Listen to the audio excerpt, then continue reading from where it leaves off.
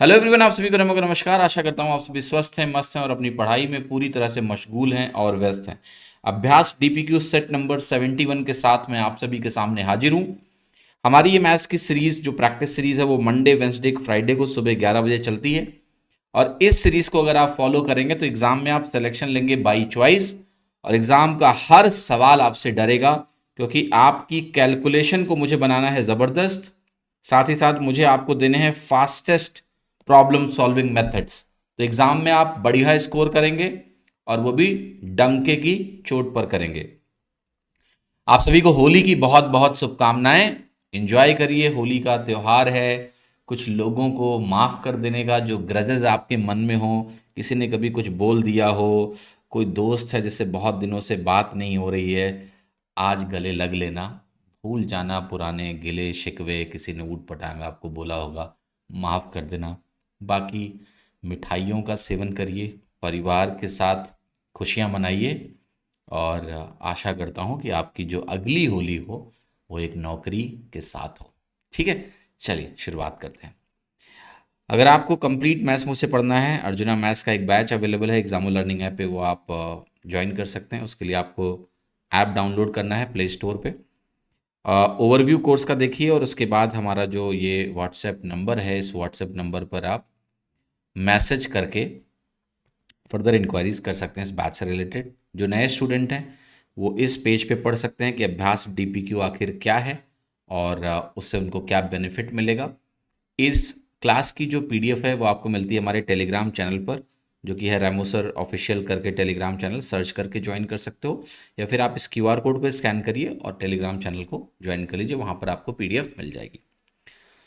सवाल कह रहा है कि due to fall in manpower the production in the factory decreases by 40%. By what should the working hour be increased to restore the original production in the factory? Answer percentage में दिया। तो सवाल को समझना है कि किसी factory का जो प्रोडक्शन है वो जाहिर सी बात है दो चीज़ों पर निर्भर होगा। वो होगा कि भाई कितने लोग काम कर रहे हैं, तो मैन पावर कितनी कितने लोग हैं, इनटू वो कितने टाइम तक काम कर रहे हैं, इसी चीज पर डिपेंडेंट होगा कि भाई कितना प्रोडक्शन होगा। ठीक है। अब देखो इस सवाल में आपसे कह रहा है कि जो मैन पावर है ना वो 40% से गिर गया। मैन पावर अगर 40% से कम हो गया तो इसका मतलब ये होता है अब 40% कम प्रोडक्शन होगा। अगर आप टाइम को सेम रखें तो भी 40% मैन पावर अगर कम हुआ तो 40% प्रोडक्शन कम होगा, अगर हम टाइम को सेम रखें तो। लेकिन सवाल कर रहा है कि हमें प्रोडक्शन जो है ओरिजिनल प्रोडक्शन के बराबर ही रखना है, तो हमें जाहिर से टाइम को बढ़ाना पड़ेगा। तो आखिर कितना बढ़ाना पड़ेगा यही मुझे यहाँ बताना है। अब इस सवाल को करने के कई तरीके हैं। एक तरीका है कि जिनको ए बी रूल आता है, ठीक है, ए बी रूल मैं परसेंटेज में पढ़ा चुका हूँ कई बार। अगर आप नए स्टूडेंट हैं या मुझसे पहले नहीं पढ़े तो शायद इस रूल को नहीं जानते होंगे। तो ए बी रूल क्या है, ये कहता है कि भाई देखो दो चीज़ों का अगर प्रोडक्ट कांस्टेंट होगा और एक चीज़ मान लिया -40% हो रही है, -40% को आप फ्रैक्शन में लिखेंगे तो -2/5 आता है। तो दूसरी चीज़ में क्या बदलाव करें कि ये जो प्रोडक्ट है, इन दोनों के प्रोडक्ट से जो चीज़ मुझे मिल रही है वो सेम रहे। तो उसका तरीका होता है कि ये माइनस आपका प्लस हो जाता है, साइन चेंज होता है। न्यूमरेटर में जितना लिखा है उतना ही लिख दीजिए 2, और डिनोमिनेटर में 5 और 2 का अंतर लेना है क्योंकि यहाँ माइनस लगा हुआ है। तो 5 और 2 का अंतर 3 आएगा। तो ये कह रहा है कि भाई टाइम जो है वो 2/3 से बढ़ जाना चाहिए। तो टाइम 2/3 से बढ़ेगा, तो ये उत्तर आपको दिया है ऑप्शन सी में। आप कहते हैं सर मान लिया इस सवाल में ऐसा होता कि हमें ये दिया होता कि भाई वर्किंग आवर यानी जो टाइम है वो 2/3 से बढ़ रहा है। मतलब सवाल में उल्टा कर रहा हूँ ताकि आपको ए बी रूल क्लियर हो जाए। मान लिया सवाल में ये दे दिया जाता कि भाई टाइम जो है 66 2/3% अधिक हो गया है वर्किंग आवर, तो बताओ मैन पावर कितना कम हुआ है कि प्रोडक्शन सेम रहे। सेम कहानी यहाँ करनी है आपको। यहाँ आपको +2/3 लिखना है इसका फ्रैक्शन इक्विवेलेंट। फिर आपको पता है कि इसका और मैन पावर का प्रोडक्ट अगर मुझे कांस्टेंट रखना है, प्रोडक्शन सेम रखना है, तो इसमें क्या चेंज होगा, आप इस प्लस का साइन चेंज करिए, माइनस आएगा। न्यूमरेटर 2 है तो 2 ही लिखिए, और डिनोमिनेटर में 3 + 2 5 आएगा, तो यहाँ 5 आ गया क्योंकि यहाँ प्लस साइन है इसलिए जोड़ दिया। और -2/5 क्या होता है, -40% होता है। तो ये ए बी रूल आसानी से आपको उत्तर देगा। अब मैं आता हूँ मेथड नंबर 2 पे। जैसे इसी सवाल को अगर आपको करना है और आप कोई दूसरा मेथड जानना चाहते हैं कि सर कोई और मेथड है क्या पॉसिबल, तो रेशियो का मेथड आप इसमें लगा सकते हैं। तो वो रेशियो का मेथड क्या होता है ये मैं आपको समझाता हूँ। देखिए कोई भी चीज़ अगर -40% हो रही है तो आपको पता है कि ये -2/5 के बराबर फ्रैक्शन में होता है। -2/5 होने का मतलब अगर मैं शुरू में मैन पावर को 5 मान लूँ तो मैन पावर -2/5 से कम होगा तो मैन पावर अब 2 से कम हो जाएगा, क्योंकि 5 का 2/5 2 होता है, तो ये 3 हो जाएगा मैन पावर। अब आप बताओ मुझे कि अगर मेरा मैन पावर 5 से 3 हुआ तो मेरा टाइम जो है ना 3 से 5 हो जाएगा, तभी प्रोडक्ट सेम रहेगा। अगर मैन पावर का रेशियो 5:3 हो गया तो टाइम का रेशियो 3:5 होना चाहिए, तभी प्रोडक्शन सेम रहेगा 15-15। ठीक। अब आप कहोगे टाइम अगर 3 से 5 हो गया तो कितना बदला, आप कहोगे 2 का बदलाव है। मैं कहूँगा परसेंटेज में बदलाव कितना है, तो आप कहोगे ये +2/3 है, ये +2/3 है, जो कि आपका 66 2/3% होता है, जो कि आपका आंसर क्या है सी। तो सी यहाँ पर करेक्ट हो गया। ठीक है। बाकी जिनको भी ए बी रूल ठीक से नहीं आता है, ये रूल बहुत ही यूज़फुल है। आप गूगल पे सर्च करना, यूट्यूब पे सर्च करना A B rule by Remo sir, तो आपको कोई ना कोई वीडियो मिल जाएगा मेरा, जिससे आपको ये पूरी क्लैरिटी मिल जाएगी। ये सवाल कह रहा है देखिए आपसे कि सैलरी जो राज की है 2018 में वो 15,000 पर मंथ है, और उसकी सैलरी 2019 में जो है वो 20,000 पर मंथ है, और फिर 2020 में उसकी सैलरी 15,000 पर मंथ है। आपको बताना है what is the percentage decrease in his salary in 2020 over the previous year. तो देखो 2020 की कंपैरिजन मुझे करनी है प्रीवियस ईयर से, तो वो 2019 है। 2020 में आपकी जो सैलरी है वो आपको दी है कि 15,000 हो जाती है, और 2019 में सैलरी क्या है आपकी 20,000 है।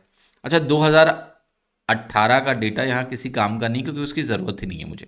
मुझे सिर्फ यही बताना है कि 2020 में जो सैलरी है वो 2019 से कितना कम हो गई, परसेंटेज डिक्रीज कितना है। तो आप कहोगे भाई ये 5,000 रुपये कम हुई, और 5,000 रुपये 20,000 का अगर आप ध्यान से देखें तो 1/4 है, तो 1/4 होने की वजह से हम कहेंगे ये -25% हो गया रिडक्शन। तो 25% रिड्यूस हो गया, क्योंकि 1/4 का मतलब फ्रैक्शन में अगर 1/4 है तो परसेंटेज में 25 होगा। दूसरा तरीका आप ये भी कर सकते थे कि आप इसको सोचते 20,000 और इसको आप लिखते 15,000, और फिर आप ये कहते कि मैं इसको सिंप्लीफाई कर लेता हूँ रेशियो के टर्म में, तो ये 5,000 से डिवाइड करेंगे तो ये 4:3 बन जाता। तो आप कहते हैं इफेक्टिवली मेरा 4:3 हो गया है, और 4 और 3 होने का मतलब ये होता है कि ये 1/4 से कम हो गया, और -1/4 की वैल्यू परसेंटेज में 25% होती है। तो आपका आंसर 25% यहाँ से निकल के आ जाएगा। ठीक है। अब मैं आपको एक होमवर्क दे रहा हूँ, होमवर्क 1। ठीक है। और ये होमवर्क 1 आपका ये होगा कि अगर मान लिया मैं 2018 को इनकॉर्पोरेट कर लूँ, भाई 2018 में वैल्यू क्या है 15,000 है, तो मैं आपसे अगर ये पूछूं कि 2020 की जो सैलरी है ये मुझे बताना है कि 2018 प्लस 2019 का अगर एवरेज निकालूं मैं, मतलब 2020 की सैलरी 18 और 19 में जो सैलरी है उसका अगर मैं औसत निकालूं तो उससे मान लेते हैं x% कम आएगी। तो आपको बताना है कि x की वैल्यू क्या होगी। ये आपका होमवर्क 1 है। फिर से सवाल बोल रहा हूं, समझना। 2020 में जो सैलरी है अगर मैं पूछूं कि 2018 और 19 के एवरेज सैलरी से अगर वो x% कम है, तो आपको ये बताना है कि वो x की वैल्यू क्या होगी। ये आपका होमवर्क है, कमेंट करके बताइएगा। ये सवाल कर रहा है कि जो डिफरेंस है सीपी और एसपी में एक टेबल फैन का वो 156 रुपये है, और ये भी दिया है कि जो प्रॉफिट है वो 13% का है। आपको बताना है सेलिंग प्राइस फैन का क्या होगा। तो देखिए सिंपल सी बात है कि सीपी और एसपी का अंतर 156 है। अब देखो ये मत सोचना कि सीपी और एसपी का अंतर यानी सीपी माइनस एसपी दिया है। डिफरेंस शब्द का मतलब होता है मैग्नीट्यूड। ठीक है। तो ये कह रहा है सीपी और एसपी का जो अंतर है, अंतर का मतलब माइनस सीपी माइनस एसपी नहीं, अंतर का मतलब हमेशा होता है सीपी माइनस एसपी का मैग्नीट्यूड। मतलब ये भले ही 156 आप ऐसे जब लिखोगे तो वो एसपी माइनस सीपी भी 156 है, दोनों चीज़ें डिनोट कर रहा है वो। क्या कॉन्टेक्स्ट है उसके हिसाब से लेंगे। जैसे इसने बोला कि यहाँ प्रॉफिट हो रहा है 13% का, तो नेचुरली ये यहाँ पर +156 है, प्रॉफिट हुआ सीपी से एसपी। तो ये मत गलती कर देना कि सीपी एसपी से बड़ा है, सीपी माइनस एसपी 156 है, सीपी एसपी से बड़ा है तो लॉस होगा, नहीं। डिफरेंस का मतलब होता है सिर्फ अंतर, मैग्नीट्यूड। तो ये 13% 156 के बराबर होगा। 13% किसका? सीपी का। तो आप कहोगे 13% 156 के बराबर होगा, 1% निकालेंगे 12 के बराबर आ जाएगा। हमें क्या निकालना है? 100% अगर कैलकुलेट करेंगे तो ये वैल्यू 1200 के बराबर आ जाएगी। तो इसका ये मतलब हुआ कि जो आपका सीपी है, ये सीपी की वैल्यू 1200 आ गई। एसपी कितना होगा? 1200 प्लस 156, अगर मैं जोड़ूंगा तो ये वैल्यू हमारी आएगी 1356, जो कि मुझे ऑप्शन सी में दिया हुआ है। तो सी ऑप्शन यहां से करेक्ट हो जाता है। ठीक है, ये सवाल कह रहा है, देखिए कि ए जो है वो बी का दुगना, A is twice as good as B. तो जब यहां पर twice as good as B दिया हुआ है तो इसका सिंपल सा मतलब ये होता है कि भाई जो वर्क एफिशिएंसी ए की है वो बी का दुगना है। यानी अगर मैं ए और बी की एफिशिएंसीज का रेशियो लिखूं तो ये दो रेशियो 1 मिलेगा। आगे दिया हुआ है कि ये मिल के किसी कार्य को 14 दिन में पूरा करते हैं, कितने दिन में ए अकेले इस काम को खत्म कर देगा? तो देखिएगा ध्यान से, मिलके मतलब टोटल एफिशिएंसी 3 होगी, और ये दिन कितना लगाएंगे? 14 लगाएंगे। तो टोटल कितना हो गया हमारे पास? 42 डेज। 42 डेज हुआ क्या? नहीं, एफिशिएंसी को हम अगर टाइम से गुणा करते हैं तो मुझे मिलता है वर्क, तो ये टोटल वर्क हो गया। अब हम ये चाह रहे हैं कि ये जो टोटल वर्क है ये ए अकेले करे। तो ए अगर अकेले इस काम को करेगा तो ए की एफिशिएंसी 2 यूनिट की है, तो मैं टोटल वर्क को एफिशिएंसी से, ए की एफिशिएंसी से डिवाइड करूंगा, तो मुझे वैल्यू कितनी मिलेगी? 21। तो आंसर मेरा हो गया ए 21 डेज, और यही आपकी वैल्यू करेक्ट है। ठीक है, समझ में आया? किसी को यहां पर कोई दिक्कत नहीं होनी चाहिए इस सवाल में। ठीक है, अच्छा मैं आपको यहां पर एक होमवर्क दे रहा हूं, होमवर्क 2। होमवर्क 2 आपका ये है कि अगर ए और बी अल्टरनेट डे पे काम करेंगे, एक एक दिन, मतलब एक दिन ए करेगा फिर एक दिन बी करेगा, अल्टरनेट डे काम करेंगे, starting with A, starting with A, जहां पर ए शुरुआत करेगा, तो आपको बताना है कि number of days required for work completion, number of days required for work completion, इस काम को पूरा करने में कितना दिन लगेगा। ठीक है, तो ये होमवर्क 2 है, इसका आंसर आपको सॉल्व करना है और सॉल्व करके मुझे कमेंट करके आपको बताना है। ठीक है,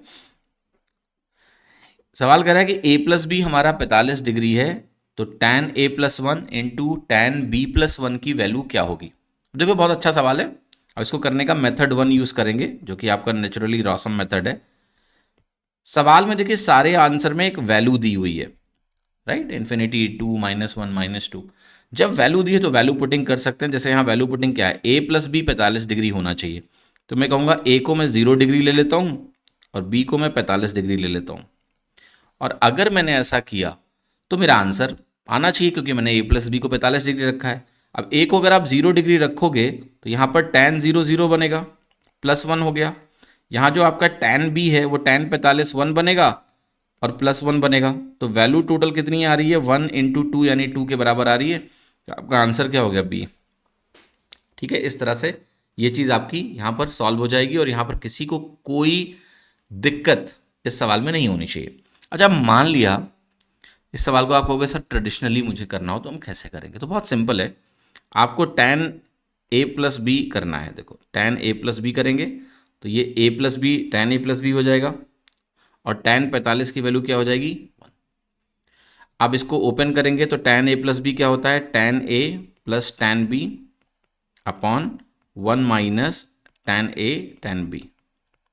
तो ये वैल्यू आपकी 1 के बराबर होगी। क्रॉस मल्टीप्लाई अगर आप करोगे, यहाँ लिखते हैं, तो मिलेगा tan a plus tan b, और ये वैल्यू किसके बराबर हो जाएगी? 1 minus tan a into tan b।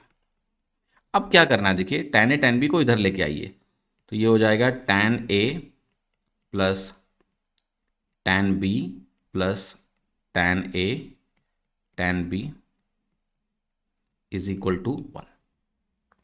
अब मजेदार बात क्या है कि अगर आप थोड़ी देर के लिए tan a को x मान लीजिए और tan b को y मान लीजिए, तो ये कुछ ऐसा बनेगा, इज इक्वल टू 1।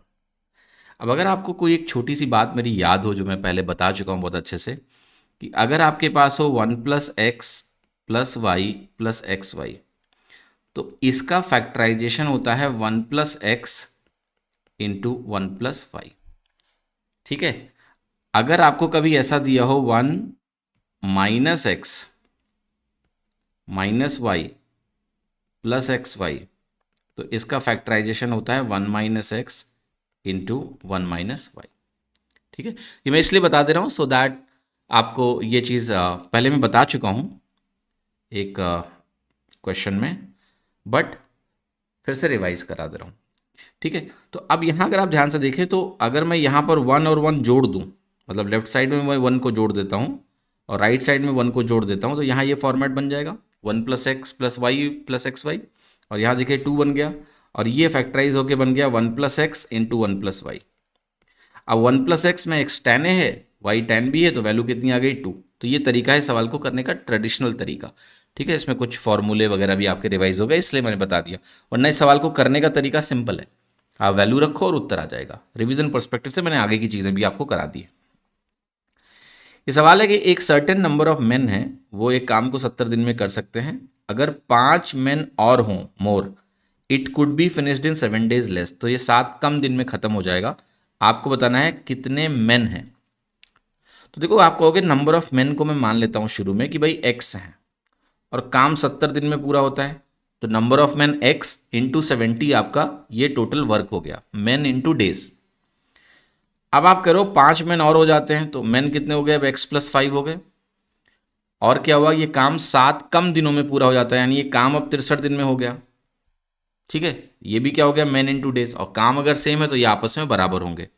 अब यहां से मैं डिवाइड करूंगा तो 7 9 63 बनेगा, 7 10 70 बनेगा, यहाँ पर वैल्यू आएगी 10x is equal to 9x plus 45।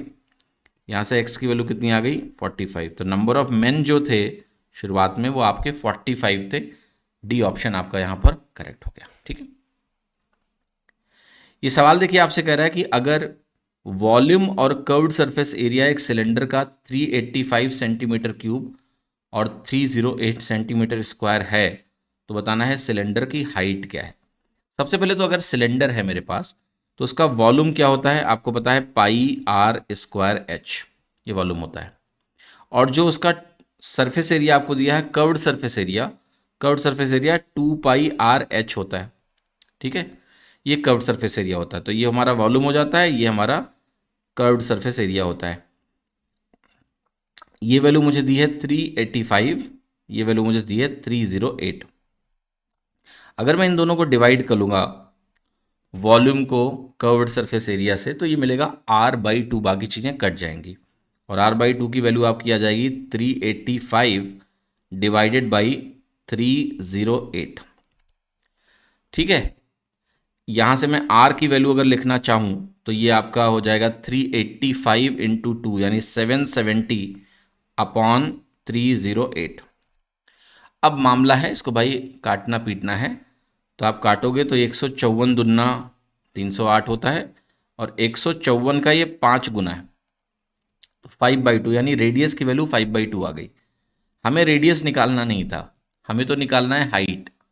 तो अगर मुझे हाइट निकालना है तो मैं किसी भी फॉर्मूले में जाऊंगा और मैं आर की वैल्यू रखूंगा और मुझे एच की वैल्यू मिल जाएगी, तो रख लेते हैं। तो ये मिलेगा 2 इंटू 22/7, मतलब मैं इस कर्व्ड सरफेस एरिया में रख रहा हूँ।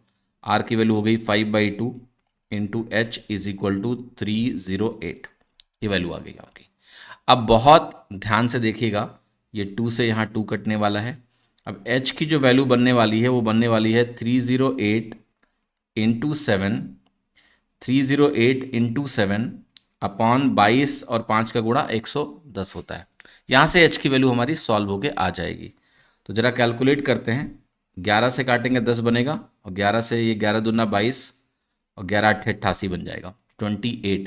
तो आंसर क्या हो गया, 28 इंटू 7/10, मल्टीप्लाई कर लेते हैं, 7 8 56, 7 दूनी 14 5 19/10 हो गया, जो कि 19.6 सेंटीमीटर के बराबर आ जाएगा। तो मेरा आंसर क्या है, ए। इस तरह से आप इस सवाल को हल कर सकते हैं। सरल सवाल है, स्टेप बाय स्टेप चलेंगे तो आपको बहुत आसानी से इसका उत्तर मिलेगा, कोई तकलीफ आपको यहाँ पर नहीं होगी। अब देखो, मैंने डिवाइड करते समय यहाँ पर 154 से ही सीधा डिवाइड कर दिया है, ये थोड़ा कैलकुलेशन प्रैक्टिस से आपको आ जाएगा। ठीक है, 154 इंटू 5 है, 154 इंटू 2 है, तो आप आप चाहें तो इसको पहले आप 11 से डिवाइड करें, 77 फिर 11 से डिवाइड करें और फर्दर डिवाइड करेंगे तो आप 5/2 तक ही पहुंचेंगे। ठीक है। ये सवाल है कि एक मिक्सचर है मेरे पास, सर्टेन क्वांटिटी उसमें मिल्क है और उसमें 12 लीटर पानी है और इसका रेट आपको दिया है 45 रुपीज़ पर लीटर और कह रहा है कि जो प्योर मिल्क है अगर उसका रेट है 54 रुपये पर लीटर तो बताना है कि इसमें मिल्क कितना है इस मिक्सचर में। तो हो क्या रहा है, देखो आपके पास एक मिल्क है और एक वाटर है और इनसे मिला के मुझे एक मिक्सचर मैंने बनाया है। ये जो मिक्सचर बनाया है ये कितना दिया है आपको, 45 रुपये पर लीटर इसका रेट है मिक्सचर का, तो मैंने लिख दिया 45। प्योर मिल्क का रेट क्या है, 54 रुपये पर लीटर, यहां लिख दिया। ठीक है, 54 रुपये पर लीटर हो गया। जो वाटर है इसका रेट एक्चुअली में क्या होगा, शून्य, कुछ अलग से रेट तो दिया नहीं है तो वाटर का रेट शून्य होगा। तो कहानी क्या है कि मैं 54 रुपये पर लीटर जो मिल्क है उसमें सर्टेन क्वांटिटी मिल्क है उसमें मैंने 12 लीटर पानी मिला दिया, तो जो मिक्सचर मिला वो 45 रुपये पर लीटर का रेट हो गया। अब इस पर आप एलिगेशन लगा दो तो ये वैल्यू तो 45 आ जाएगी और ये वैल्यू 9 आ जाएगी। रेशियो क्या आ गया, 5:1। मुझे ये 1 यूनिट की वैल्यू यहाँ पर 12 लीटर ज्ञात है। पता है कि 1 यूनिट यानी जो पानी है, जो रेशियो 5:1 आया है उसमें 1 यूनिट 12 लीटर के बराबर है। तो ये जो 5 यूनिट है यानी मिल्क शुरू में है वो कितना होगा, वो आपका 60 लीटर हो गया और 60 लीटर आपका ऑप्शन सी यहाँ पर करेक्ट हो जाएगा। सवाल ने यही पूछा है कि how much milk is there in the mixture, तो मिल्क की क्वांटिटी कितनी है, 60 लीटर। ठीक है। ये सवाल कर रहा है कि the sum of 3 numbers is 220.5, 3 numbers का सम मुझे दिया है 220.5। कह रहा है रेशियो पहले 2 नंबर का 3:4 है और दूसरे और तीसरे नंबर का 5:7 है। तो हमें बताना है कि तीसरा नंबर किसके बराबर है। 3 नंबरों को मान लेते हैं, ए बी सी 3 नंबर हैं, तो मुझे ए और बी का रेशियो दिया है, ये दिया है 3:4। मुझे बी और सी का रेशियो दिया है 5:7।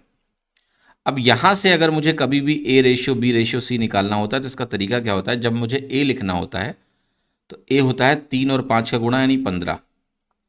जब बी लिखना होता है तो इन दोनों का गुणा होता है 20 और जब मुझे सी लिखना होता है तो ये 4 और 7 का गुणा हो जाता है 28। तो ए बी सी का रेशियो मुझे मिल गया 15, 20 प्लस 28। इसका मैं टोटल निकालूंगा तो ये टोटल आपको मिल रहा है 63 यूनिट्स और ये 63 यूनिट्स जो इसका टोटल यानी सम मिला मुझे तीनों का वो यहाँ दिया है 220.5 के बराबर है, तो मैंने ये भी लिख दिया। अब मुझे निकालना है कि भाई तीसरा नंबर किसके बराबर है, तीसरा नंबर किसके बराबर है, 28 के बराबर है, 28 के बराबर है। तो ये वैल्यू मुझे पता लग गई है, मुझे 28 यूनिट्स की वैल्यू कैलकुलेट करनी है। तो आप कहोगे यहाँ से 1 यूनिट निकालने की कोशिश करते हैं। ठीक है, तो ये वैल्यू बनेगी 220.5 बटे 63। फिर आप कहोगे मुझे तो 28 यूनिट की वैल्यू चाहिए, तो ये हो जाएगा 28 बटे 63 इंटू 220.5। ये सॉल्व करना है मुझे। 7 से काट दो, 7 चौके 28 बनेगा, 7 9 63 बनेगा। फिर इसको 9 से काटता हूँ तो 9 दूनी 18 हो गया, 40 हो गया बचा, 9 चौके 36 हो गया, 9 बचे 45। तो 24.5 इंटू 4 आ गया। ये वैल्यू कितनी है टोटल, 98। ठीक है, 24.5 इंटू 4 अगर आप करोगे तो 24 चौका 96 होता है। फिर 4 का गुणा 0.5 से मुझे 2 और दे देगा तो वैल्यू कितनी हो जाएगी, 98। या फिर आप ऐसे सोच ले कि 24.5 का दुगुना कितना होता है, आप कहोगे 49, 2 गुना 49, 4 गुना 98। या आप ऐसे भी सोच सकते हैं कि इसको हम मान लेते हैं 25 माइनस 10.5, तो 25 चौका कितना बनेगा 100 माइनस 4 इंटू 10.5 क्या बनेगा 2, 98। तो मल्टीपल वेज हैं 98 तक पहुंचने के। सिंपलेस्ट तरीका मुझे ये लगता है कि आप सोचें कि 24.5 का डबल क्या होगा 49, फिर उसका डबल कर लें। 2 बार डबल किया तो मुझे 4 गुना मिल गया, आंसर आ गया बी 98। ये सवाल देखिए, कह रहा है कि सैलरी जो ए बी सी की हैं वो 5:7:8 में है रेस्पेक्टिवली। अगर इनकी सैलरीज को हम इंक्रीज करते हैं 40%, 60% और 50% से रेस्पेक्टिवली, तो बताना है what will be the new ratio of their respective new salaries. तो देखिए 5:7:8 उनकी सैलरी है। इस सैलरी को मैं बढ़ा रहा हूँ 40% से, इस सैलरी को बढ़ा रहा हूँ मैं 60% से, इस सैलरी को बढ़ा रहा हूँ मैं 50% से।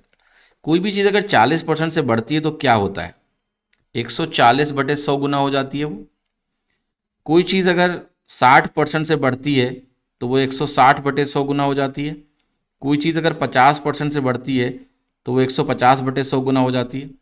अब ये 100 कट जाएगा। अब देखिए आपके अंदर इतनी समझदारी होनी चाहिए कि जब मैं रेशियो ले रहा हूँ तो ये 100 कट जाएगा, तो इसको लिखना ही नहीं है, ठीक है, इसको लिखने की ज़रूरत ही नहीं है।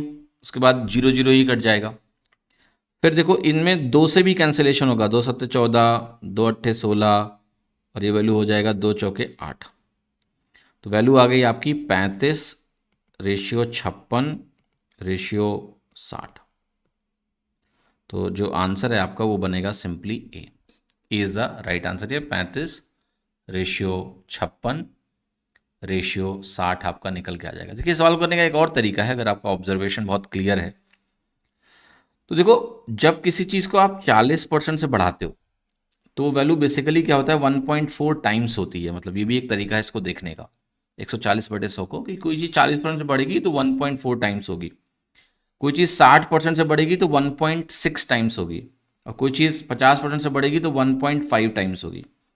अब अगर आप इस चीज़ को गौर से देखें तो आप एक अनुमान आप तुरंत लगा सकते हैं, और वो अनुमान ये है कि देखो यहाँ पर चूंकि 1.4 आ रहा है, यहाँ पर एक 7 ऑलरेडी मौजूद है, और यहाँ पर ये 7 कटेगा नहीं कहीं से भी, क्योंकि तीसरे टर्म में 8 × 1.5 है।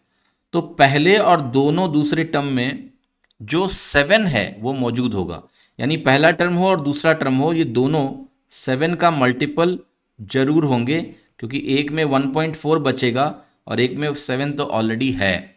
तीसरे से कैंसिलेशन होना नहीं है क्योंकि 1.5 से गुणा हो रहा है। और ये देखते ही आप बोल दोगे कि पहले के अलावा कोई उत्तर नहीं है। इवन सिर्फ दूसरा टर्म आप देख लो, यहाँ 56 लिखा है, यहाँ 55 है, नहीं हो सकता, ये 18 नहीं हो सकता, ये 54 नहीं हो सकता, क्योंकि ये 7 का मल्टीपल नहीं, इसलिए आंसर सिर्फ ए हो सकता है। तो ये भी अप्रोच सोची जा सकती है क्विकली, ठीक है। बाकी सीधा सवाल है, कोई कॉम्प्लेक्सिटी है नहीं इसमें। सवाल कर रहा है कि जो स्पीड्स हैं दो कार्स की वो 9:8 में है, अगर वो पैरेलल ट्रैक्स पे चलती हैं सेम डायरेक्शन में, और अगर स्लोअर जो कार है वो आगे है फास्टर कार से, वो भी 6 किलोमीटर आगे है, तो बताना है how far will it the faster car has to travel before it overtakes the slower one. तो सवाल कुछ ऐसा है भाई कि भाई दो कार्स हैं, और ये जो दोनों कार्स हैं इसमें फास्टर कार पीछे है, स्लोअर कार आगे है, 6 किलोमीटर का अंतर है। अब होगा क्या, ये दोनों चलेंगी, कहीं यहाँ पर मान लेते हैं फास्टर कार है, यहाँ पर स्लोअर कार है। अब यहाँ पर कहीं मुलाकात होगी फास्टर कार और स्लोअर कार की, तो आपको ये बताना है कि जब ये मुलाकात हो रही है तो ये फास्टर कार कितना डिस्टेंस चल चुकी है। तो इसको ऐसे समझना है, देखो 6 किलोमीटर का गैप इनके पास शुरू में है, मान लेते हैं वो टाइम है t=0, शुरुआत का टाइम है t=0 जब इनके पास 6 किलोमीटर का गैप है। और जब वो मिलते हैं टी टाइम पर, तो कौन सा वेरिएबल कांस्टेंट है, आप कहोगे टाइम। भाई फास्टर कार हो या स्लोअर कार हो, दोनों जब मिल रहे हैं और इस स्टार्टिंग पोजीशन से, तो टाइम दोनों ने बराबर लिया है यहां तक पहुंचने में। ये यहां से यहां पहुंचा है फास्टर वाला, स्लोअर वाला यहां से यहां पहुंचा है उसी टाइम में। जब भी टाइम कांस्टेंट होता है तो क्या होता है, डिस्टेंस रेशियो जो आपका दूरी का अनुपात होता है वो सेम होता है जो स्पीड रेशियो होता है। ये बहुत कमाल की बात है। अब डिस्टेंस यानी जो फास्टर कार के द्वारा चली गई डिस्टेंस है, मान लेते हैं उसको कि वो डिस्टेंस है df, और जो स्लोअर कार के द्वारा चली गई दूरी है वो ds है। तो इनकी स्पीड का रेशियो क्या है, 9:8, इसी के बराबर होगा। यानी जब फास्टर कार 9 यूनिट चलेगा तो हमारा स्लोअर कार 8 ही यूनिट चला है। इन दोनों का अंतर क्या है, 1 यूनिट का, और वही अंतर आपका 6 किलोमीटर के बराबर होना चाहिए, क्योंकि मुझे ये भी पता है कि जब इनकी मुलाकात हो रही है तो उस टाइम पे फास्टर कार स्लोअर कार से 6 किलोमीटर एक्स्ट्रा चल के पहुंचा है यहाँ पर, तभी मुलाकात हो रही है। तो 1 यूनिट 6 किलोमीटर के बराबर हो गया। अब आप कहोगे ये जो 9 यूनिट है जो फास्टर कार ने दूरी चली है वो 9 × 6 यानी 54 किलोमीटर के बराबर होगी, यानी मेरा आंसर होगा बी 54 किलोमीटर। ठीक है, क्लियर है। आई होप सभी को ये चीज़ समझ में आ रही होगी। ये सवाल कर रहा है कि दो वेसल्स हैं, इसमें मिल्क और वाटर मिक्स किए गए हैं, इनका रेशियो 3:2 और 7:13 है, यानी पहले वेसल में 3:2 है, दूसरे वेसल में 7:13 है। आपको बताना है रेशियो, जिस रेशियो में हम इनको मिक्स करें कि जो कंबाइंड मिक्सचर मुझे मिले उसमें जो मिल्क और वाटर का रेशियो आए वो आपका निकल के आए 11:14। तो देखिए सवाल को बड़ी इजीली मैं कराऊंगा। तो आप 3:2 जब आप देखते हैं तो यहाँ पर हम क्या करते हैं, मिल्क के रेस्पेक्ट में हम एलिगेशन लगाएंगे। तो जो पहला मिक्सचर है इसमें अगर मिल्क और वाटर 3:2 में है तो आप मुझे बताइए कि मिल्क परसेंटेज कितना है। तो मिल्क परसेंटेज बनेगा 3/5 यानी 60%। जो दूसरा मिक्सचर है उसमें 7:13 में है मिल्क और वाटर, तो वहाँ पर जो मिल्क का परसेंटेज बनेगा वो 7/20 बनेगा, और 1/20 5% होता है तो 7/20 35% होता है। फिर जो कंबाइंड मिक्सचर है उसमें 11:14 है मिल्क और वाटर, तो कंबाइंड मिक्सचर में मिल्क का परसेंटेज बनेगा 11/25, और 1/25 4% होता है तो 11/25 44% होता है।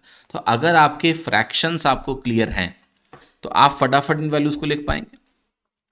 अब एलिगेशन लगाना है कि भाई 60, 35 और 44 ये हमारा है वेसल 1 और ये हमारा है वेसल 2, इनको मिलाने से वेसल 3 में मिल्क 44% का है। अगर आप कैलकुलेट करेंगे तो यहाँ अंतर 9 का आएगा एलिगेशन से, और यहाँ अंतर आएगा 16 का। तो 9:16 के आयतन में वेसल 1 और वेसल 2 का जो रेशियो होना चाहिए, क्वांटिटी रेशियो, वो होना चाहिए 9:16 में। तो आपका आंसर होगा ए 9:16, और आप बिल्कुल करेक्ट उत्तर वहाँ से प्राप्त कर लेंगे इमीडिएटली। ठीक है, समझ में आया कि नहीं? किस रेशियो मैंने मिक्स करना है वो है 9:16। दूसरा तरीका ये हो सकता था कि आप परसेंटेज नहीं निकालते, परसेंटेज निकालना चाहिए आइडियली, तो आपको ऐसे लिखना पड़ता है इसको, यहाँ 3/5 लिखते, यहाँ पर आप 7/20 लिखते, और यहाँ पर आप 11/25 लिख के भी सॉल्व कर सकते हैं, कंसिडरिंग कि आपको फिर 5, 20 और 25 का एलसीएम लेना पड़ता, और वो एलसीएम आता 100। तो आप सारी वैल्यूज़ को 100 से गुणा कर लेते। सारी वैल्यूज़ को अगर हम सेम संख्या से गुणा करते हैं तो रेशियो पे कोई फ़र्क नहीं पड़ता है। अब यहाँ पर जब आप काटने जाओगे तो बात वही बन जाएगी। ठीक है, सब सेम चीज़ आ जाएगी, और एक स्टेप आप अननेसेसरी एक्स्ट्रा लगा रहे हो। ठीक है, तो जो नोन परसेंटेजेस हैं, जैसे यहाँ पर 3/5, 7/20 और 11/25, इसमें 1/20 तुम्हें पता है, तुम्हें 1/5 मालूम होता है, तुम्हें 1/25 पता होता है, तो आप फटाफट इन परसेंटेज को लिख के अगर सॉल्व करेंगे तो ज़्यादा सहूलियत आपको रहेगी। सवाल कह रहा है आपसे कि how many litres of water should be added to 60 litre of milk and water containing milk and water in the ratio 13:7 such that the resultant mixture has 48% water in it। ठीक है, तो ये कह रहा है कि भाई हमारे पास हमें पानी मिलाना है, हमारे पास एक 60 लीटर का मिक्सचर है, और वो 60 लीटर का मिक्सचर किसका है, मिल्क और वाटर का है, और उनका आपस में रेशियो मुझे 13:7 दिया है। अब मुझे करना क्या है, इसमें हमें मिलाना है पानी, इस मिक्सचर में हमें पानी यानी वाटर को ऐड करना है, और इस तरह से ऐड करना है कि रिजल्टेंट मिक्सचर में 48% पानी हो। तो रिजल्टेंट मिक्सचर में हम चाहते हैं कि वाटर हमारा 48% हो, मिलाना क्या है, पानी। तो देखो एक काम कर सकते हैं, यहाँ भी एलिगेशन लगा सकते हैं। जैसे मान लिया आपने कहा कि मैं मिल्क के रेस्पेक्ट में एलिगेशन लगाना चाहता हूँ, लगा लेते हैं। यहाँ पर मिल्क कितना परसेंटेज में है, तो आप कहोगे 13/20 मिल्क मेरे पास है इस 60 लीटर में। तो 13/20 को मैं क्या बोलूंगा, 1/20 5% होता है, तो ये 65% मिल्क हुआ कि नहीं हुआ? यस। तो मेरे पास एक मिक्सचर है जिसमें 65% मिल्क है, उसको सिर्फ 65 लिखिए। इसमें मैं पानी मिलाने जा रहा हूं, पानी में मिल्क परसेंटेज 0 होता है, तो यानी जो चीज मिला रहे हो उसकी कैरेक्टरिस्टिक में मिल्क परसेंटेज 0 है। कंबाइंड मिक्सचर जो हुआ इनसे मिला उसमें 48% पानी है, ये दिया हुआ है, तो मिल्क कितना होगा, 52% होगा, टोटल 100% है। इस पे एलिगेशन आपको लगाना पड़ेगा, तो यहाँ 52 मिलेगा, यहाँ 13 मिलेगा, तो आपको रेशियो मिल गया 4:1। अब ये जो मिक्सचर मेरे पास मौजूद था पहला वाला जिससे मैंने ये 65 निकाला, ये 13:7 का मिक्सचर था, ये 60 लीटर था, सवाल में दिया हुआ है। तो ये 4 यूनिट अगर 60 लीटर है तो 1 यूनिट हमारा 15 लीटर हो गया। तो ये जो मात्रा है पानी की 1 यूनिट, ये 15 लीटर के बराबर हो गई। तो आंसर हमारा आ गया बी 15 लीटर। आसानी से आप इस प्रश्न को यहाँ पर कंप्यूट कर सकते हैं, आपको कोई दिक्कत नहीं होनी चाहिए यहाँ पर। ठीक है, कि ये वैल्यू हमारी 15 लीटर है।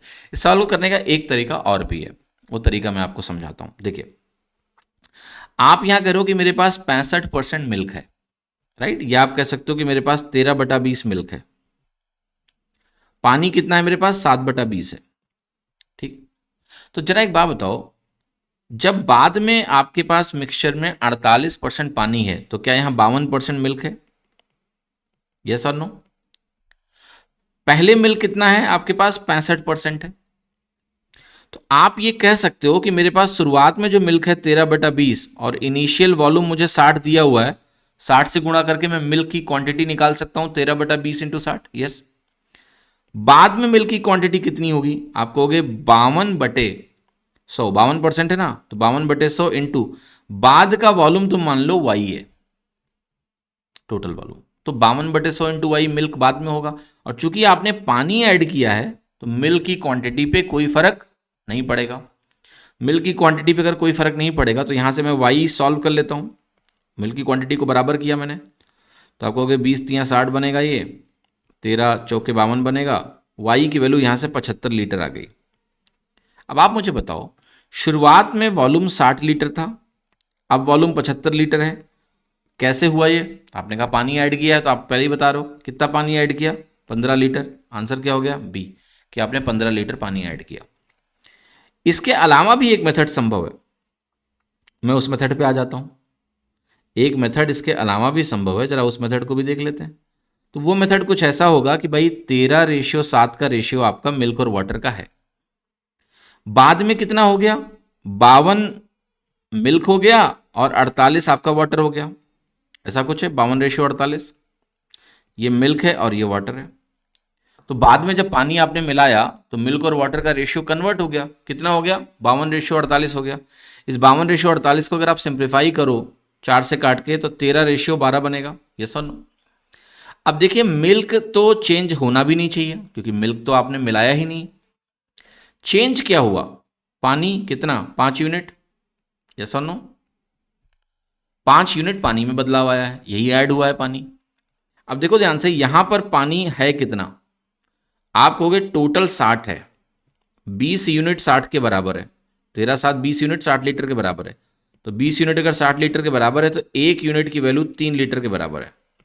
तो ये जो दिख रहा है ना आपको कि 5 यूनिट पानी ऐड हुआ, ये 5 इंटू 3 लीटर के बराबर है, तो ये 15 लीटर हो गया। तो क्लैरिटी अगर आपको है तो एक ही प्रश्न को करने के आपके पास मल्टीपल अप्रोचेज होंगी। ठीक है, क्लैरिटी होनी चाहिए बस। तो हमने इसको एलिगेशन से देखा, एक दूसरे मेथड से देखा, ठीक है, जिसमें हमने मिल्क की क्वांटिटी को बराबर किया। एक तीसरा रेशियो मेथड है जिससे हम इस सवाल को कर सकते हैं।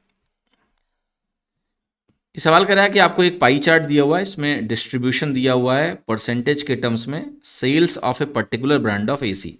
तो कोई पर्टिकुलर ब्रांड एसी का है, उसकी सेल्स मेरी दी हुई है यहाँ पर। डिफरेंट शोरूम्स हैं PQRST 2020 में, तो 2020 का ये डेटा है और ये डिफरेंट शोरूम है PQRST। तो ये बेसिकली दिया हुआ है कि भाई टोटल जो भी सेल है इसमें 38% सेल कहाँ से आ रही है? पी से आ रही है, इस तरह से।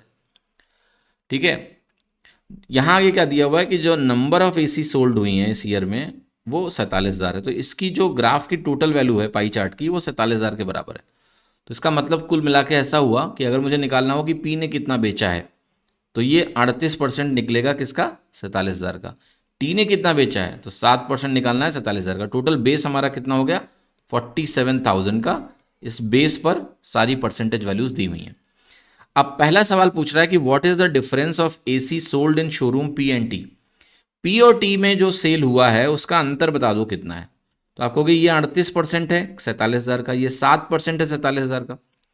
तो इन दोनों का अगर मैं अंतर निकालने जाऊंगा तो 38 में 7 घटेगा, आएगा 31% ऑफ 47,000। परसेंटेज का साइन जब भी आप हटाते हो तो 2 जीरो कट जाते हैं, तो आपकी अल्टीमेट कैलकुलेशन है ये। ठीक है, अब इसको मैं कैसे कैलकुलेट करूंगा? एक जीरो तो आप लास्ट में पहले ही लगा दो, उसमें कोई दिक्कत नहीं है।